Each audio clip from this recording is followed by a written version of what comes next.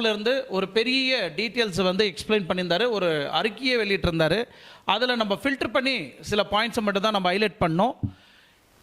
ஆர்த்தி வந்து என்னை கல்யாணம் பண்ண நாள்ல இருந்து இந்த 18 வருஷம் காலமாக என்ன ஒரு பொன்முட்டை இடக்கூடிய ஒரு வாத்தா தான் பார்த்தாங்க. என்னோட சம்பாரணையை தான் பார்த்தாங்களே தவிர என்னோட சந்தோஷத்தை என்னோட நிம்மதியை அவங்க பார்க்கல. இதுவே எனக்கு ஒரு பெரிய மன உடைச்சலாக இருந்தது. என்னோட முன்னாள் மனைவி கிட்ட இருந்து நான் பிரிஞ்சு தான் இது வந்து ஹைலைட் பண்ணுறாரு. முன்னாள் மனைவின்னு தான் அவர் இப்போ வரைக்கும் சொல்கிறாரு.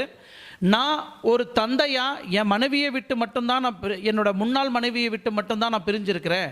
ஒரு தகப்பனா என் பிள்ளைகளை விட்டு நான் பிரியலை.